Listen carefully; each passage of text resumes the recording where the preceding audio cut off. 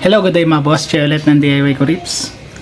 So, magpapalit kasi ako ngayon ng aking left switch, yan. So, siguro mag-share na rin ako ng mga tips, pagka nagpapalit kayo ng mga switches nyo. Not necessarily left switch, pwede rin to sa mga right switch or any switch nung motor nyo. Left and right man yan, pwede yan, So, by the way, itong ipapalit natin is Honeywell, yan. So, ito is repainted na. Repainted ito, nirepaint ko siya ng matte white. Yan, matte white. Yan. Pero, parang ang ganda sa video nung Pero meron mga yan, dahil hindi naman tayo magaling talaga mag-repaint. Ayan, meron yun yung mga parang markings. Hindi lang kita sa video, pero maganda siya tignan sa video, yan. Tapos, yung mga kulay niya, bumagay pa sa pagiging matte white na ito. Ayan. So, anyway, mag-share lang tayo, doon sa mga nagpaplano magpalit ng aftermarket switch. Para sa akin, walang tatalo pa rin doon sa stock switch. Yan. Sa tibay, sa ganda, stock switch pa rin. Pero syempre, kung stock na yun at gusto mong maging unique yung motor mo or meron kang additional na mga accessories na kakabit, maganda pa rin bumili ng aftermarket. Kung original na Honeywell, mas maganda yon. Mas maganda yung original na Honeywell. Kaso nga lang wala tayong pambili nun. Mahal kasi yun, nasa 5,000 yun eh. So, pagka magpapalit kayo ng switch nyo, kahit na ano pang klase ng switch yan, make sure lang na i-double check nyo palagi yung wire. Yan, yung wire. Lagi ko naman sinasabi yun. Yan. May papakita lang ako sa inyo, Ito yung sa naka-install ngayon doon sa motor ko, itong wire na to. Yan, Honeywell din to. Pero tignan nyo. Yan, natanggal-tanggal na siya. Kinain kasi siya ng umido. Yan. Pagka bumibili kayo ng aftermarket switch, lalo na kung mga copy-copy lang, most likely yung mga wire na nakakabit dyan is maninipis yung strand. Kagaya na ito. Yan. Tapos, ngayon na tag-ulan pa, yan, pagka nabasahin, ang bilis siyang kainin ng umido. Yan. Natanggal na, naputol-putol na. Yan. So, kung magkakabit kayo ng aftermarket switch, maganda i-double check nyo yung wire, kung maganda ba yung klase ng wire, kung hindi, palitan nyo na. Pero, pwede rin naman to, pagtsatsagaan naman to, kaso nga lang, hindi nyo nga lang i-expect na tatagal. Pero ito, mga naka 1 year din to sa akin, kung daw nagkakamali, naka 1 year din. Pwede na. Para sa price niya na nasa 200 plus, pwede na yan. Pero ito, dito sa ginawa natin dito, nagpalit na ako ng wire. Yan. So ito, ang mga gauge nito is gauge 18 at saka gauge 16. Wala kasi akong gauge 20. Ito, isa. Nag-iisang gauge 20. Itong kulay dilaw, gauge 20. Ito. Nakita ko lang to. Yan. Pero lahat ito is gauge 16 at saka gauge 18. So, pagka magpapalit kayo ng ganito, ng mga aftermarket switch, always check the wire. Kung maganda yung strand, kung makapal ba. Pangalawa, maganda kung marami kayong kulay ng wire. Yan. At least di kayo nalilito. Kahit na marami pa siya, alam nyo kung para saan yung wire na yon. Paano naman kung konti lang yung kulay ng wire ko, Yung available kong wire is konti lang. Hindi ko kayang masupplyan ng lahat ng tig-iisang kulay. So, pwede kayong mag-labeling. So, ano yung tinatawag na labeling? Yung maglalagay kayo ng tape. Labelan nyo kung para saan yung wire na yon. High beam, low beam, horn, signal light, left, right, ganon. Pwede yung ganon. Ang magiging issue lang yan along the way, syempre, tatanggalin nyo yon. So, hindi nyo na siya ma-recall. Pero, meron pa ako isang way pa na ginagamit sa pagwa-wiring, applicable to kahit nadadalawang kulay lang yung wire nyo. Pwede to. Pero, sa akin kasi marami-rami rin yung sa akin. Pero, kung mapapansin nyo, may mga umulit din dito. Kasi hindi ko kayang supplyan lahat. Bigyan ko kayo ng sample. Ito, kagaya na ito. Yung blue-green ko, dalawa. Blue-green, dalawa. Ito, yung yellow-orange ko. Yan, dalawa rin. Yellow with stripe ng orange, dalawa din. Yung white ko, dalawa din.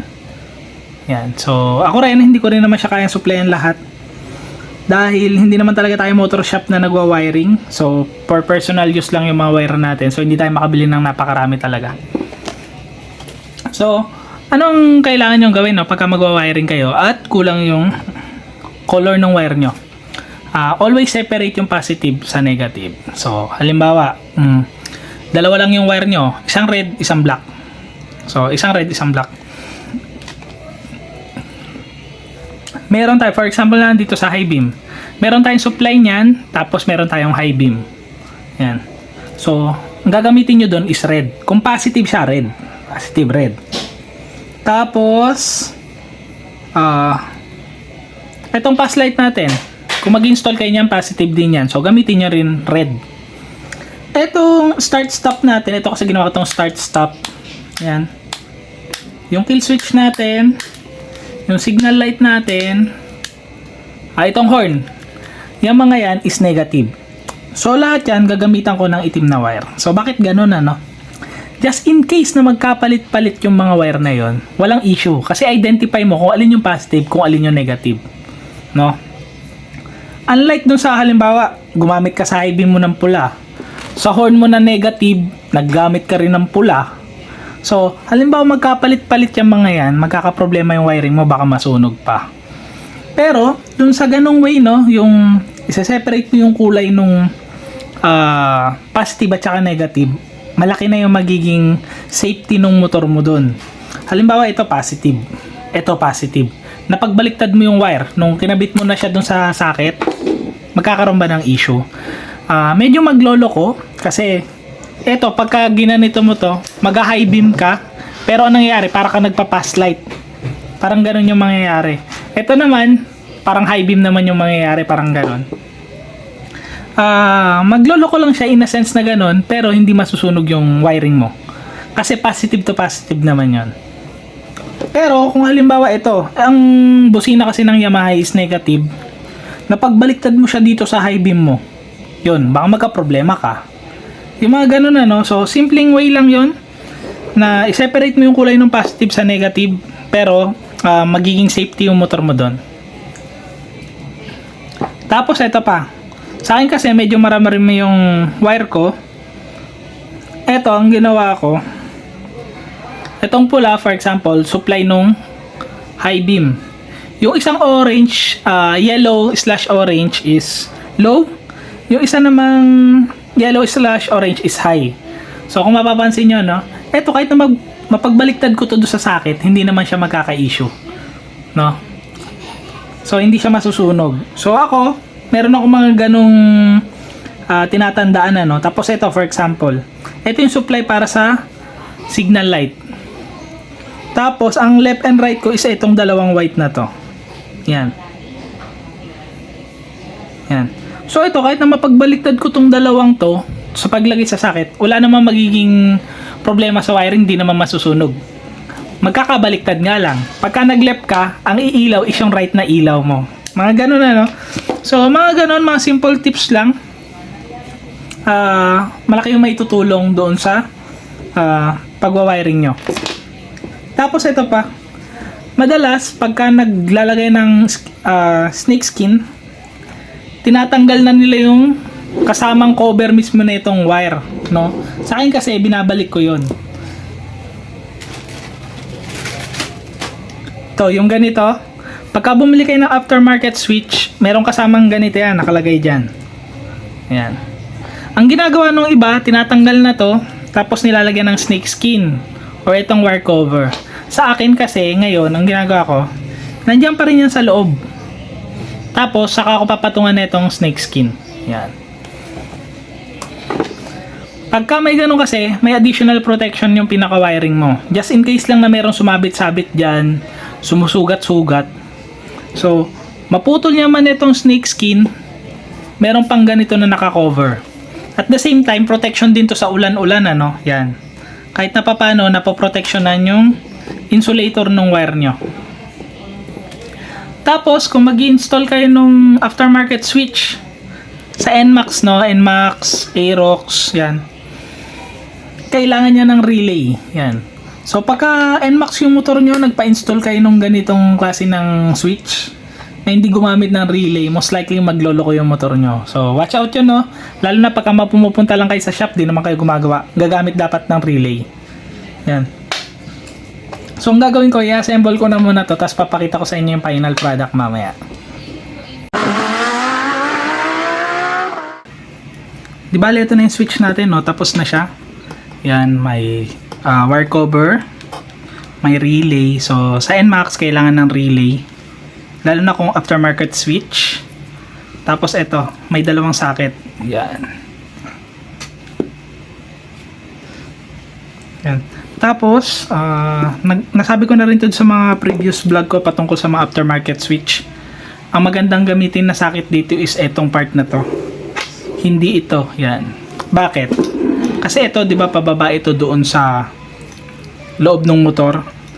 Ito, kailangan nyo lang itong gamitan ng glue gun. Yan, o. Lagyan nyo lang ng glue stick. Magiging waterproof na to. Dapat papaganito, no? Para hindi papasok yung pinakatubig.